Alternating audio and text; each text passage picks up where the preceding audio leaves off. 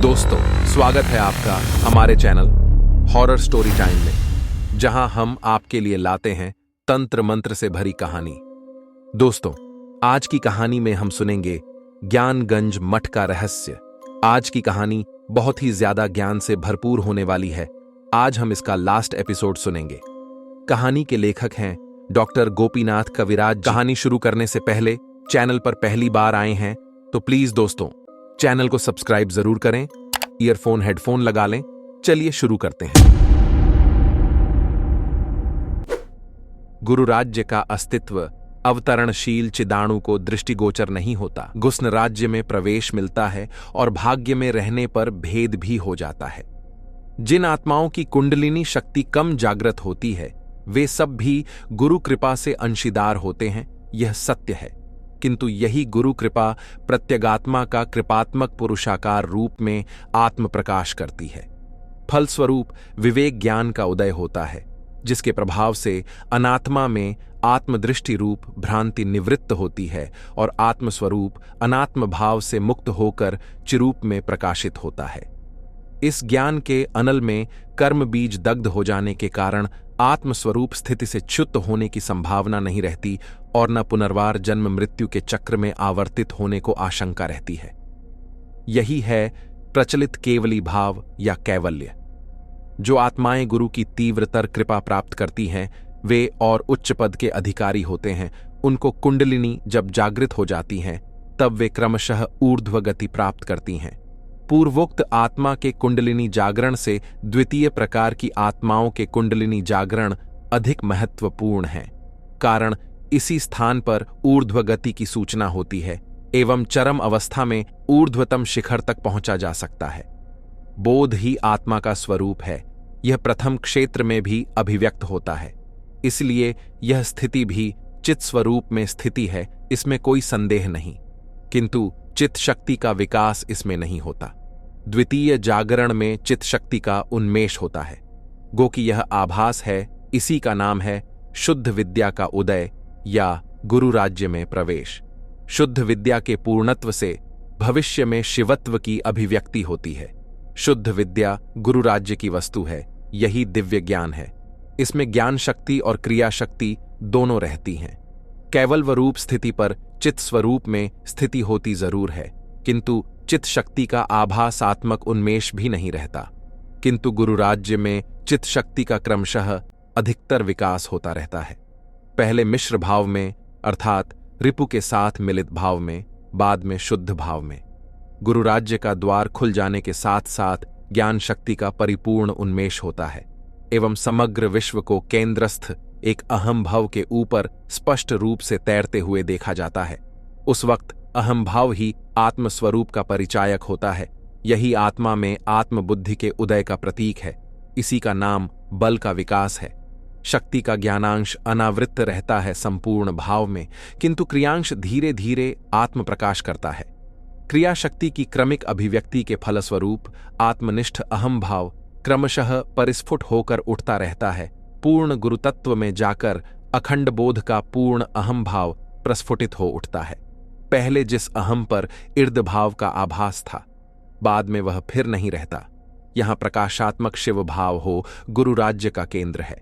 यहां ज्ञान शक्ति, क्रिया शक्ति और इच्छा शक्ति सम्मिलित रूप में या स्वतंत्र रूप में दिखाई देती है। इसका भी क्रमिक विवर्तन है। इच्छा का जो पूर्णतम विकास है, वहीं ज्ञान, क्रिया और इच्छा का पूर्ण एकत्व सिद्ध है। वास्तव में शिव और शक्ति का एकत्व भी वही है।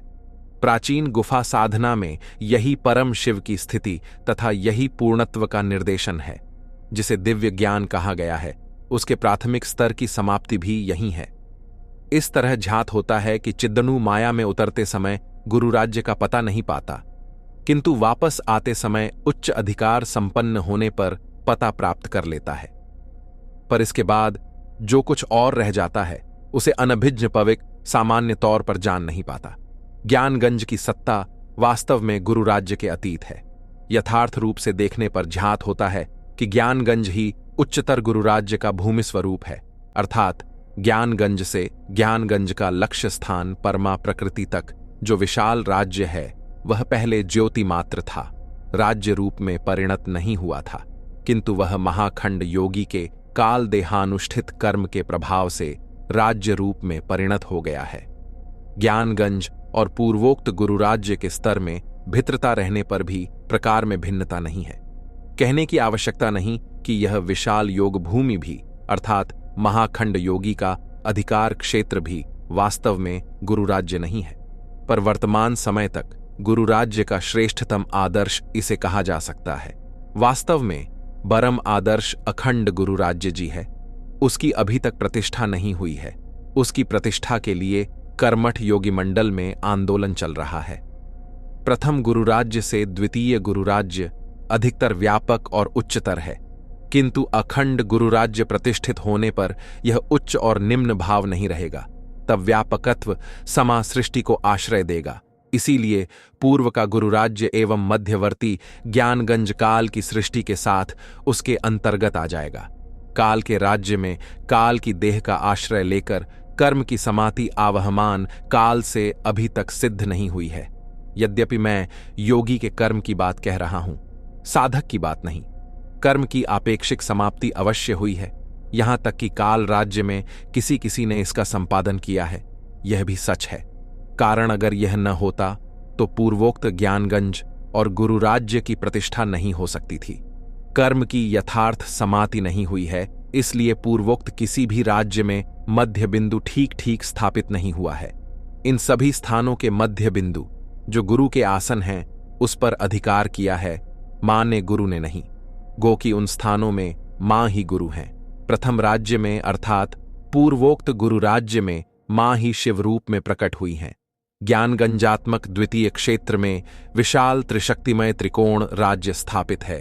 3 कोणों में 3 शक्ति के राज्य हैं, एक से दूसरा अधिकतर व्यापक है।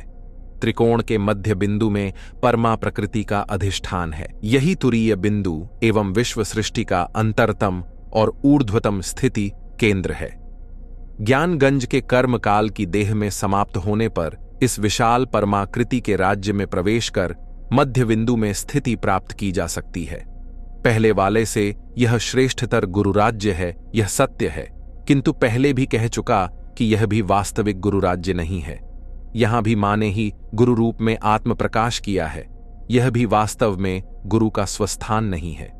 इस राज्य को भेद करने के बाद अखंड गुरु राज्य का प्रारंभ होता है, कहा जा सकता है, किंतु यह भी अभी तक अव्यक्त है। अखंड गुरु राज्य की चर्चा अब आगे होगी। यहां यह स्मरण रखना होगा कि प्रकृति या मां का राज्य ही आनंद का राज्य है। परमा प्रकृति के भेद के बाद चैतन्य राज्य का सूत्रपात होता है, इसके पहले नहीं। यहां एक और बात स्मरण रखनी होगी। प्रथम गुरु राज्य का जो चरम लक्ष्य है, वहीं पर वास्तविक अखंड गुरु राज्य में जाने का पथ विद्यमान है। यह पथ सूर्य मंडल के भीतर से अग्रसर हुआ है तथा योग्य अधिकारी के बिना हर कोई इस पथ पर चल नहीं सकता। सूर्य मंडल को भेद करने के लिए महाज्ञान आवश्यक है। इस महाज्ञान को प्राप्त कर प्रथम गुरु राज्य के केंद्र में स्थित हो जाने पर ऊर्ध्वन से आपेक्षिक महाकृपा संचार के फलस्वरूप अपने आप हो जाती है। इस आंशिक महाकृपा को प्राप्त किए बिना प्रथम गुरु राज्य भेद करना संभव नहीं होता।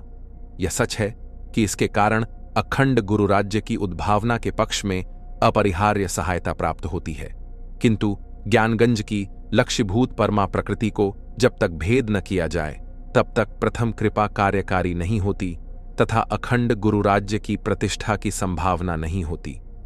परमा प्रकृति को भेद करने के लिए पूर्वोक्त महाज्ञान आवश्यक है। अगर पहले ही सूर्य मंडल भेद करा लिया जाए एवं उसके बाद प्रकृति राज्य को भेद किया जाए तो प्रकृत गुरु या विशुद्ध भगवत सत्ता को प्राप्त किया जा सकता है। प्रथम गुरु राज्य में केंद्र की स्थापना नहीं हुई है, उसके बाहर काल का घेरा विद्यमान है। द्वितीय गुरु राज्य और ऊर्जा में अवस्थित है। इसकी भूमि पूर्व वर्णित ज्ञानगंज एवं शिखर बिंदु वही है जिसे लोकोत्तर कर्म के प्रभाव से प्राप्त किया जा सकता है। अभी तक सूर्य मंडल को भेद करने का सवाल ही पैदा नहीं हुआ, किंतु सूर्य मंडल जब तक भेद नहीं होगा तब तक गुरु राज्य में प्रवेश की संभावना नहीं रहती। प्रथम और द्वितीय महाकृपा इसके लिए प्रयास नहीं है, इसके लिए तृतीय महाकृपा आवश्यक है। इसी महाकृपा से वास्तविक अर्थात अखंड गुरु राज्य का द्वार उन्मुक्त हो जाता है। उस वक्त एक ऐसा भयंकर विप्लव होता है जिससे जगत की सभी प्राचीरें भग्न हो जाती हैं। पूर्वोक्त राज्य टूट जाता है, चिदाकाश में स्थित चिन्मय राज्य टूट जाता है और माया से पृथ्वी तक सभी स्तर के अधिवासियों के लिए लक्ष्य खुल जाता है। इस अभिनव राज्य में सभी स्तर के जीवों को प्रवेश करने का समान अधिकार है। यह किसी की उपेक्षा नहीं करता, यहां किसी के वंचित होने की संभावना नहीं रहती। इसमें प्रवेश करने तथा अवस्थान करने का अधिकार सभी को प्राप्य है। इस अभिनव राज्य का द्वार उन्मुक्त होने पर इसके भीतर समस्त विश्व को स्थान प्राप्त हो जाता है। गो कि यहां स्थान प्राप्त करने के लिए योग्यता पर विचार किया जाता है, किंतु प्रवेश के बारे में योग्यता का कोई प्रश्न नहीं है। योग्य हो या अयोग्य हो, यहां प्रवेश करने का समान अधिकार सभी को है। इस परम गुरु राज्य में केंद्र प्रतिष्ठित होता है तथा इसी केंद्र रूपी आसन पर कर्मी संतान श्रेष्ठतम अधिकार प्राप्त कर बैठती हैं। उस वक्त विश्व कमल प्रस्फुटित होता है, वह अनंत दल संपन्न रहता है। पूर्ववर्ती विभिन्न राज्यों की प्रजा उन राज्यों के उजड़ जाने के बाद इस अखंड गुरु राज्य में आसन प्राप्त करती है। पृथ्वीवासी सभी मनुष्य भी उस समय इस महाकाल के दल में आकर स्थित होते हैं, यही उनका आसन है। इस आसन को प्राप्त करने के लिए इस अखंड राज्य के केंद्रस्य अधिष्ठाता की आज्ञा आवश्यक है, कारण उनकी अनुमति या अनुग्रह के बिना उनके राज्य में प्रजा अवस्थान नहीं कर सकती। प्रकारांतर से यह कहा जा सकता है कि केंद्रस्थ अधिष्ठाता से संचारित शक्ति और अनुग्रह प्राप्त करने पर उस राज्य में स्थिति प्राप्त होती है, किंतु यही अंत नहीं है। पहले गुरु राज्य में गुरु के अनुग्रह का आश्रय लेकर प्रवेश होता है। अनुग्रह एवं कर्म प्राप्ति काल की देह अर्थात मरदेह से होती है। मरदेह से कर्म संपूर्ण होने पर राज्य के केंद्र में बैठा जा सकता है, अन्यथा चारों बगल में स्थान प्राप्त होता है। यहां से कर्मों का अनुष्ठान क्रमशः पूर्ण होने पर केंद्र तक जाने का अधिकार प्राप्त होता है। यही शिवत्व है। दूसरे राज्य में केंद्र अधिष्ठाता गुरु का अनुग्रह प्राप्त होने पर कर्म में अधिकार प्राप्त होता है। यही है मरदेह की कहानी। उक्त देह से कर्म पूर्ण होने पर पूर्ववत केंद्र में बैठने का अधिकार प्राप्त होता है। यही उच्चतर केंद्र है। काल की देह से कर्म पूर्ण न होने पर ज्ञानगंज जाकर वहां कर्म को पूर्ण करना पड़ता है। यह सुदूर भविष्य की बात है। इन दोनों स्थानों में मरदेह से कर्म संपूर्ण होने की जैसी संभावना है, उसी प्रकार असंपूर्ण रहने की भी संभावना है। अखंड गुरु राज्य के बारे में भी वही एक नियम है। इस स्थान पर भी कर्म प्राप्ति मरदेह से ही होती है। मरदेह से कर्म पूर्ण होने पर उस राज्य के मध्य बिंदु में आसन मिल जाता है। उस समय काल का संपूर्ण पराजय हो जाता है, अर्थात काल फिर नहीं रहता, मृत्यु की मृत्यु हो जाती है। पहले और दूसरे राज्य के केंद्र से बाहर कर्मदान संभव नहीं है। केंद्र से काल के राज्य में कर्म दिया जाता है। इसके बाद उस कर्म को पूर्ण करने का भार आश्रितों पर रहता है। काल के जगत में अगर उसे पूर्ण कर लिया गया तो कोई बात ही नहीं, वरना किंचित काल स्पर्श युक्त अमर गुरु राज्य में जाकर सुदीर्घ काल तक उसे पूर्ण करना पड़ता है। उसे पूर्ण किए बिना गुरु का रणशोध नहीं होता, गुरु का अनुग्रह निरर्थक हो जाता है। दूसरे राज्य में भी यही बात है, किंतु तीसरे राज्य में ऐसी बात नहीं है, कारण उक्त राज्य सूर्यमंडल के उस पार है। इसीलिए महाज्ञान के द्वारा सूर्यमंडल का भेद होने पर तथा इधर परमा प्रकृति का भेद होने पर महाक्रिया के अंतिम उन्मेष से अंतिम द्वार अपने आप उद्घाटित हो जाता है। उस वक्त इस पार और उस पार की व्यवधान कारक और संयोजक भेद रेखा मिट जाती है। यह काल और परकाल एवं लोक तथा लोकोत्तर एक ही अखंड प्रकाश में प्रकाशित होते हैं। इस महाप्रकाश में उदय अस्त नहीं है एवं हास वृद्धि भी नहीं है। यही है तीसरे गुरु राज्य के बिंदु का परिचय। जबकि गुरु राज्य के केंद्र से कर्म में आने पर कर्म का पूर्ण होना अवश्यंभावी है। वर्तमान देह से कर्म पूर्ण न होने पर अलौकिक देह से कर्म पूर्ण होगा ही। यह नियम यहां लागू नहीं है, कारण यहां लौकिक देह ही लोकोत्तर रूप में परिणति प्राप्त करता है। अतएव इस तीसरे राज्य की प्रतिष्ठा होने पर, अर्थात कम से कम एक जन भी अगर इस पूर्ण अवस्था में कर्म की पूर्णता के साथ साथ मरदेह प्राप्त करता है तो उसके लिए कुछ भी करणीय नहीं रहेगा। विश्व जगत का प्रत्येक अणु परमाणु उसके साथ युक्त हो जाता है एवं उससे प्रेरणा प्राप्त कर बहुत शीघ्र अपने कर्म की पूर्णता प्राप्त करता है तथा महाबिंदु के साथ तादात्म्य प्राप्त करता है। यहां एक और निगूढ़ संधान देने का प्रयत्न कर रहा हूं। गुरु राज्य के केंद्र में हम लोगों ने जिसे पाया है वे हैं अखंड प्रकाश रूप, वे ही शिव तत्व हैं। यद्यपि यह शिव देह स्थित समस्त चक्रभेद के बाद सहस्रार में अथवा सहस्वार के ऊर्ध्व में अनंत प्रकाश के रूप में प्रकाशमान होते हैं। ज्ञानगंज से जिस राज्य की सूचना प्राप्त होती है उसका लक्ष्य परमा प्रकृति है, इसका उल्लेख हम कर चुके हैं। इस लक्ष्य को प्राप्त करने के लिए शिव भाव को परम शिव भाव में परिणत करना आवश्यक है, कारण ये परमा प्रकृति परम शिव के नाभिकुंड से उठकर कमलासन में विराज रही है। शिवावस्था में यह संभव नहीं है। गुरु राज्य का लक्ष्य है कि शिव उनके साथ शक्ति का योग सिद्ध होने पर वह शिव परम शिव के रूप में आत्म प्रकाश करते हैं। शति का पूर्ण विकास हो जाने पर नाभि मार्ग खुल जाता है और तब उस नाभिमंडल से ब्रह्मणाल निकलता है। यह षटचक्र भेदनकारी ब्रह्मणाल से उत्कृष्ट है, कारण यह शिव की नाभि से निकलता है तथा इसके ऊपर कमल की कर्णिका में महाशक्ति विराजती है। उस वक्त शिव परम शिव उस वक्त निद्रितवत अवस्थित रहते हैं। प्रथम राज्य के शिव शव रूप में स्थित रहते हैं, किंतु द्वितीय राज्य के शिव अर्थात परम शिव शव न होने पर भी सुप्त होते हैं, निमेष। इससे देखा गया कि इस द्वितीय राज्य में भी पूर्णत्व संभव नहीं है। तंत्र शास्त्र में षट्रिंश तत्व के उपदेशों में शिव का भाव आदर्श प्रदर्शित होने पर भी इशारे से तत्वातीत परम शिव की ओर अंगुली निर्देश किया गया है, किंतु शिव तत्व से तत्वातीत परम शिव में किस प्रकार से उपनीत हुआ जाए उस पथ का निर्देश नहीं है, मगर प्रकारांतर से कहा गया है कि शिव भाव में शक्ति की पूर्ण सत्ता अभिन्न भाव में विद्यमान है। इसीलिए शिव भाव प्रकाशात्मक होने के कारण विश्वातीत होने पर भी वही पूर्णत्व की मूल भित्ति है, किंतु शक्ति जागरण के अलावा ऊर्ध्वगति संभव नहीं है। शक्ति के किंचित जागरण से शिव बन जाते हैं शव, किंतु शक्ति के और अधिक जागरण से शिव सुप्त हो जाते हैं। शक्ति के पूर्णतम जागरण से शिव भी पूर्ण जागृत हो जाते हैं। काली आद्या शक्ति ये शिवमयी शक्ति के जागरण को प्रथम पर्व है। उस वक्त शिव शव रहते हैं। तारा संधिस्थान तब तक शिव का शवत्व परिहृत नहीं हुआ है। ललिता या राजराजेश्वरी तृतीया शक्ति हैं, इनके पूर्ण जागरण से शिव निद्रित हो जाते हैं। अब शव भाव दूर हो गया है, किंतु निद्रा भाव निमेष अभी मौजूद है। ज्ञानगंज की परम अवधि यहीं तक है, अभी भी पूर्णत्व अवशिष्ट है। ज्ञानगंज की साधना में शास्त्र का जी अस्फुट इंगित है, वह स्पष्ट हो गया है। कारण शिव भाव के बाद परम शिव भाव यहीं प्रतिष्ठित है। हम जानते हैं कि श्री श्री गुरुदेव ज्ञानगंज की साधना पूर्ण करते समय नाभिधौती क्रिया प्राप्त करने के लिए किस कदर उत्कंठित हो गए थे एवं कैसे उसे श्री गुरु कृपा से प्राप्त किया था। इस नाभिधौती के फलस्वरूप वे शिव भाव से परम शिव भाव तक उन्नीत हुए थे, ऐसा सोचा जा सकता है। साथ ही साथ महाशक्ति राज राजेश्वरी को अपनी नाभि से निकले कमल पर आसन देने में समर्थ हुए थे। उन्मुक्त नाभि कमल के साथ नवोदित ज्ञान सूर्य का गहरा संबंध है। इस सूर्य के उदय होने पर नाभि कमल प्रस्फुटित होता है।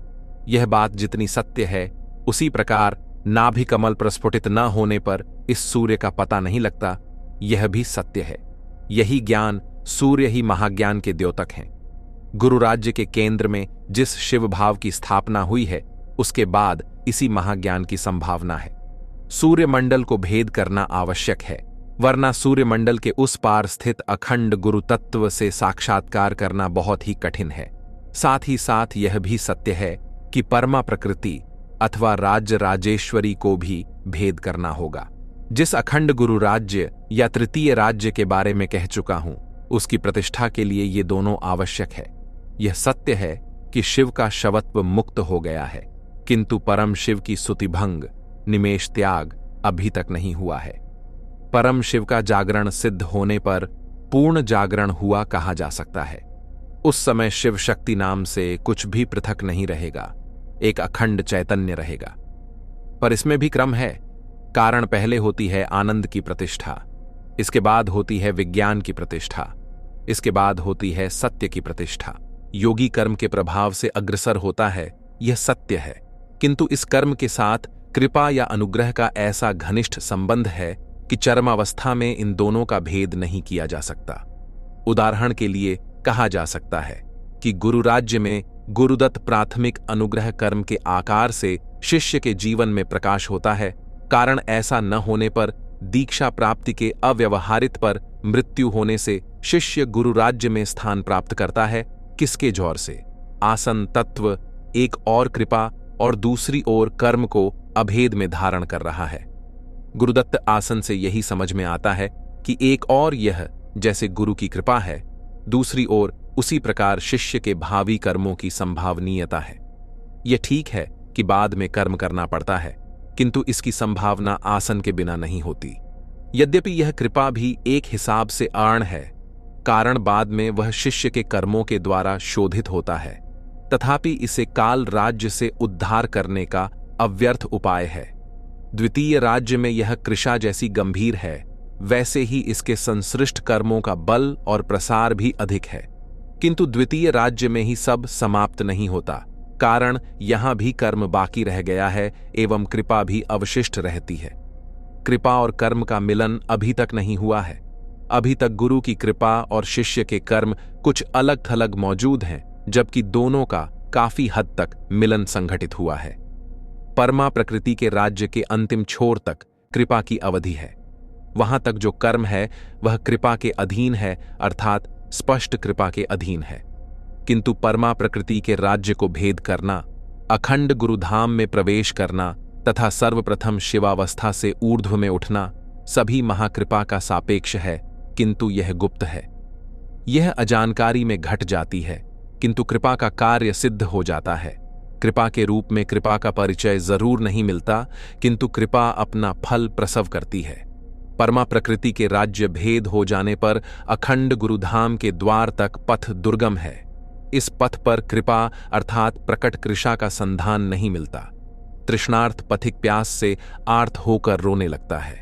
तृष्णा निवारण जल को अर्पण करने के लिए कोई उसके पास हाथ बढ़ाकर नहीं देता, किंतु यह न देने पर भी अज्ञात रूप से अचिंत्य ढंग से उसको प्यास की बेचैनी घटती जाती है और कष्ट कम होता जाता है। साधक के कुंडलिनी जागरण की पूर्ण परिणति चिदाकाश में इष्ट के साथ तादात्म्य होता है। उद्धृत शक्ति की कमी के कारण साधक योगी बन नहीं सकता। खंड योगी का कुंडलिनी जागरण का चरम फल शुद्ध विद्या का उन्मेष और उसके विकास में शिवत्व प्राप्ति है। यहीं जीव का जीव भाव दूर होकर शिव भाव की प्राप्ति होती है। साधक शिव नहीं हो सकता, किंतु केवली हो सकता है, अर्थात विदेह केवली। यह निरंजन पशु की एक अवस्था है। योगी खंड होने पर भी कर्म की पूर्णता से शिव होता है, उसमें जीव भाव नहीं रहता, विदेह भी नहीं होता, सिद्ध खंड योगी होता है और उसकी काया होती है शक्ति। गुरु राज्य में सर्वत्र वैंदव काया है, किंतु ज्ञानगंज के अधिक्षेत्र में वैंदव काया और ऊर्ध्व में शक्ति काया है। वैंदव काया अमर है, किंतु वैंदव काया में पूर्व काल संबंध संस्कार के रूप में रहने तक जरा रहने पर भी मृत्यु नहीं रहती, किंतु शक्ति काया में जरा नहीं रहती। वह अजर अमर है, वही श्रेष्ठ दिव्य काया है। दिव्य ज्ञान के बिना दिव्य काया का उद्भव नहीं होता। शुष्क ज्ञान से मायिक काया की निवृत्ति जरूर होती है, और यह भी सच है कि कर्म बीज नष्ट हो जाते हैं, किंतु शुद्ध विद्या के अभाव के कारण काया की प्राप्ति नहीं होती। ज्ञानगंज के ऊर्ध्व की ओर सभी स्वरूप से किशोर किशोरी हैं, सभी की स्थिति शिवत्व रूप में महाप्रकाश में है। भैरवी अवस्था में जरा रहती है, पर देवी अवस्था में जरा नहीं रहती। गुरु राज्य की साधना, जीव की साधना शिव होने के लिए है, किंतु ज्ञानगंज की साधना, शिव की साधना परम शिव होने के लिए है, अर्थात अपने आधार पर पराशक्ति के पूर्णतम विकास के लिए है। गुरु राज्य की साधना में जिस षटचक्र का भेद होता है वह जीव देह का षटचक्र है, किंतु ज्ञानगंज की साधना में उक्त षटचक्र भेद नहीं करना पड़ता तथा शिवत्व प्राप्ति के साथ साथ उसकी आवश्यकता भी नहीं होती। किंतु शिवत्व प्राप्त होने से सब तो नहीं हुआ, कारण शिवत्व में अगर शक्ति अंतर्लीन रहे तो शक्ति की कोई क्रिया नहीं रहती है। इसीलिए शिव भी प्रायः अव्यक्त हो जाते हैं। ये शिव विश्वातीत महाप्रकाश के साथ अभिन्न है। शिव के साथ उनकी निज शक्ति का पूर्ण संयोग होने पर सामरस्य भाव का उदय होता है। पहले हुआ था शिव का जागरण, अब हुआ शिव की पूर्ण शिवत्व की प्राप्ति के साथ साथ शक्ति का जागरण। इसके बाद होगा एक ऐसी अवस्था का उदय जहां जागृत शिव और जागृत शक्ति अभिन्न होकर प्रकाशमान होंगे। उस वक्त शिव को महानिद्रा भंग होगी एवं परम शिव पृथक सत्ता लेकर नहीं रहेंगे। पूर्ण अद्वैत सत्ता का उदय होगा। किंतु सूर्यमंडल भेद न होने तक इस तरह की स्थिति संभव नहीं है। सूर्यमंडल भेद कर लेने पर अंतरालवर्ती सभी पर्दे कट जाते हैं। अखंड गुरुराज्य का प्रकाश तभी संभव है। ज्ञानगंज की साधना और सिद्ध इसी अखंड भूमि की प्राप्ति में सहायक है। ज्ञानगंज अथवा गुरुराज्य की चर्चा के बारे में स्वभावतः एक प्रश्न जिज्ञासुओं के मन में उत्पन्न हो सकता है। प्रश्न यों है, कोई शुष्क ज्ञान प्राप्त कर प्रकृति से विवेक प्रतिष्ठित होने के कारण कैवल्य प्राप्त करते हैं, और कोई दिव्य ज्ञान प्राप्त कर उस ज्ञान के क्रमिक उत्कर्ष से गुरुराज्य अथवा ज्ञानगंज आदि भूमि में प्रवेश करने में समर्थ होते हैं। सद्गुरु के अनुग्रह के मूल में इस प्रकार पार्थक्य क्यों देखने में आता है? इस प्रश्न का उत्तर यह है, सद्गुरु एक हिसाब से अखंड विश्व गुरु हैं, इसमें कोई संदेह नहीं है। किंतु जिस आधार से उनकी शक्ति संचारित होती है उसके धारण सामर्थ्य के तारतम्यानुसार संचारित शक्ति का तारतम्य घटता है। इसीलिए अनुग्रह के प्रकाश में पार्थक्य का अनुभव होता है। वास्तव में उसका कोई पक्षपात नहीं है। आधार सामर्थ्य के तारतम्य का कारण यह है कि सभी अवतरण मुख से एक ही स्थान पर अवतीर्ण नहीं होते। कोई ज्योति से माया में विसृष्ट होता है, गो कि अणु रूप में ज्योति के भीतर पहले ही स्थिति प्राप्त कर चुका था। कोई ज्योति के अतीत चिन्मय राज्य से अवतीर्ण होता है। इस चिन्मय राज्य का इतर विशेष है। यह सच है कि मूल में सभी उसी अखंड अचैतन्य शक्ति स्पंदन से उद्भूत होते हैं। इसीलिए वापस जाते समय जो जहां से उतर कर आया है उसे वहीं खींच लिया जाता है। जिस ज्योति से सुप्तावस्था के साथ माया गर्भ में पतित हुआ है, गो की कर्म समष्टि के भीतर से संसार में प्रविष्ट होने के बाद उसके लिए शुष्क ज्ञान प्राप्त कर प्रकृति के बाहर शुद्ध बोध स्वरूप में स्थित होना ही मुक्तिपद है। इससे अधिक की आकांक्षा वह कर ही नहीं सकता। फिलहाल यह उसका प्राप्य भी नहीं है। अनात्मा में आत्मबोध निवृत्त होने पर कर्म बीज स्वभावतः नष्ट हो जाता है। उस समय जन्म मृत्यु के कारण कट जाते हैं एवं कैवल्य पद में अवस्थान होता है। इन सभी आत्माओं के लिए दिव्य ज्ञान प्राप्ति की संभावना कहाँ है? किंतु जो आत्मा चिन्मय भूमि से उतर आई है, वे अगर वापस जाना चाहें तो ज्योति भेद कर चिन्मय राज्य में जाना आवश्यक है। इस अवस्था में केवल अनात्मा में आत्मबोध की निवृत्ति पर्याप्त नहीं है, आत्मा में आत्मबोध का उदय भी आवश्यक है।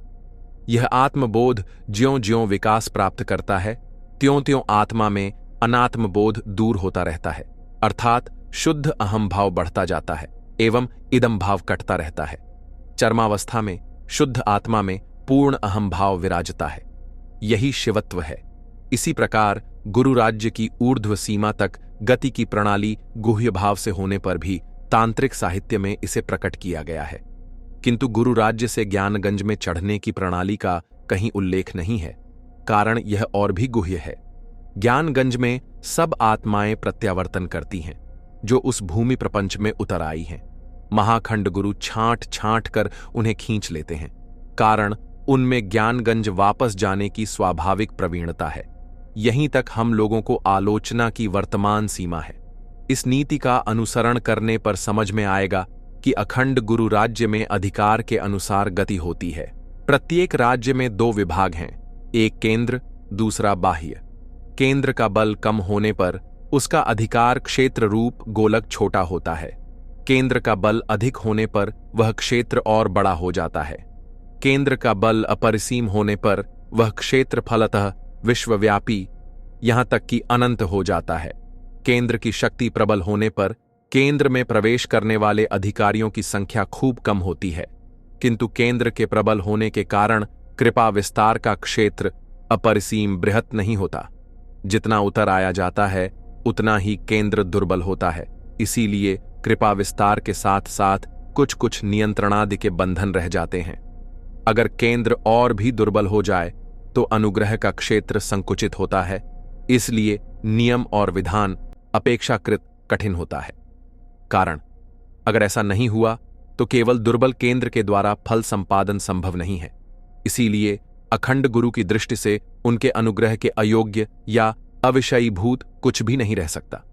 ज्ञानगंज के बारे में मोटे तौर पर कुछ बताया गया, किंतु सवाल यह उठ सकता है कि ज्ञानगंज एवं तदनुरूप अन्य स्थान जैसे वृंदावन, इन दोनों में पार्थक्य क्या है।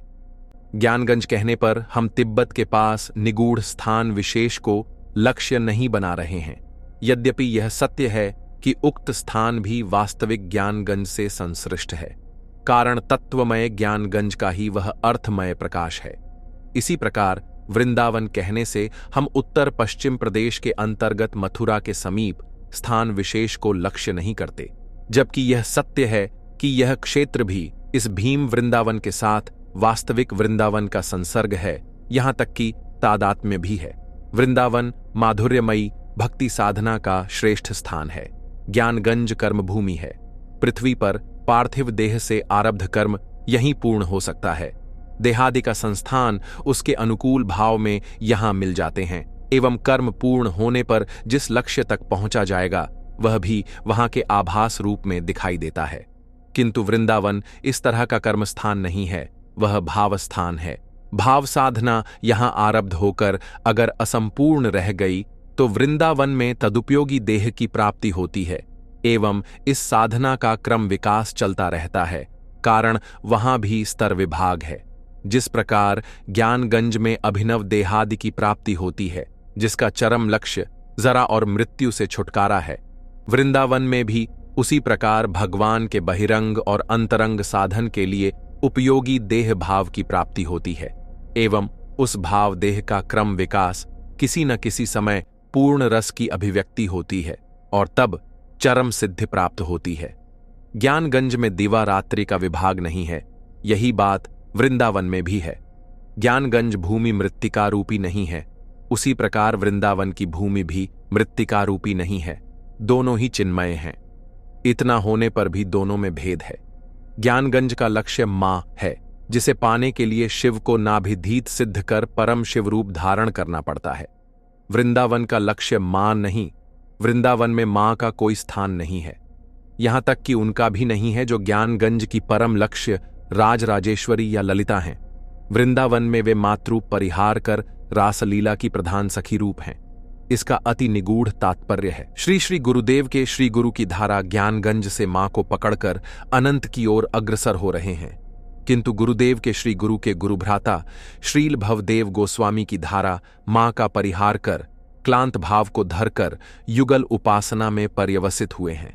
आलमंदार संहिता में है कि भगवान की लीला 3 प्रकार की है, एक वास्तव या पारमार्थिक, एक प्रातिभासिक एवं एक व्यावहारिक।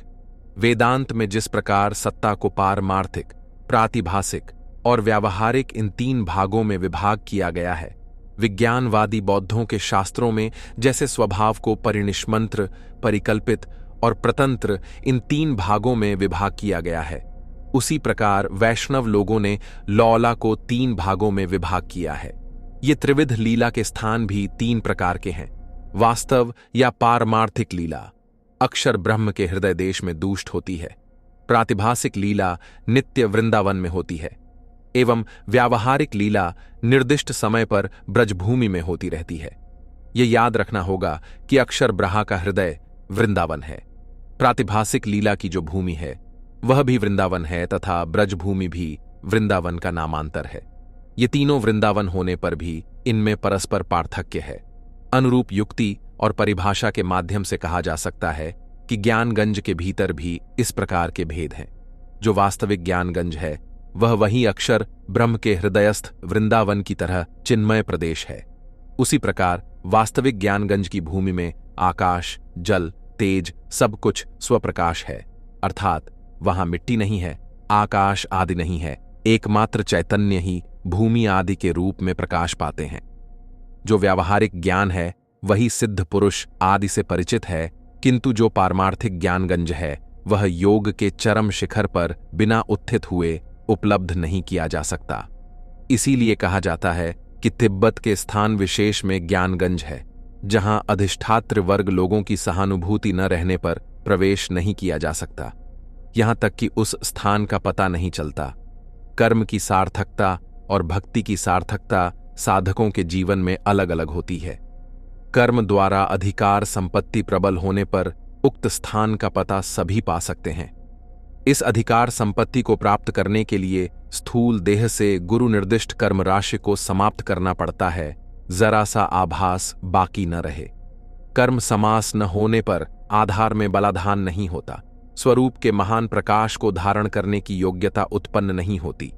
कृपा धारण करने के लिए योग्यता आवश्यक है। महाकृपा ही वास्तविक कृपा है, उस समय की योग्यता ही श्रह योग्यता है। ज्ञानगंज केवल ज्ञानगंज में क्यों, प्रत्येक योग भूमि में यह योग्यता बढ़ाने के उपाय हैं। इसके फलस्वरूप कर्म क्रमशः पूर्णता की ओर अग्रसर हो सकता है। इसीलिए गुरु राज्य, ज्ञानगंज तथा अखंड गुरुक्षेत्र जो भावी प्रकाश के अंतर्गत हैं, सभी भूमि रूप हैं। पारमार्थिक ज्ञानगंज का पता सभी के लिए जानना संभव नहीं है, पर किसी किसी को जिस ज्ञानगंज का पता लगा है, सुनने में आता है, उसे व्यावहारिक ज्ञानगंज से जुड़ा हुआ मानना चाहिए। दोस्तों, कहानी यहां समाप्त होती है। पिछली कहानी में जिन्होंने लाइक कमेंट किया था उनका नाम है यूएस तिवारी, हर्ष तिवारी, लोहारी, सिरसा प्रयागराज, राजकुमार सक्सेना, हरदोई यूपी, कमल नयन मिश्रा जमशेदपुर, राजाराम राजपूत, झांसी यूपी, पंडित राजेश शर्मा, रोहतक हरियाणा, नीलेश कालावाड़िया महाराष्ट्र, मनोज बाका बिहार, पंकज मुजफ्फरपुर बिहार, कोशिश्वर साहू रायपुर छत्तीसगढ़, गणेश प्रसाद अलवर राजस्थान, जितेंद्र सऊदी अरब, एस के जिंदल पंजाब, राकेश कुमार ओझा जमशेदपुर, हिम्मत सिंह थापा नेपाल, सुधीर मैटी जमशेदपुर, आर एस बिष्ट देहरादून, देशराज पंजाब, अरुण कुमार इंदौर। दोस्तों, अगर आप हमारे चैनल पर न्यू हैं तो सब्सक्राइब जरूर करें और अपने दोस्तों के साथ वीडियो शेयर जरूर करें। आप भी चाहते हो आपका नाम आए वीडियो में तो लाइक और कमेंट जरूर करें। मिलते हैं नेक्स्ट कहानी में, तब तक अपना ख्याल रखें। Thank you.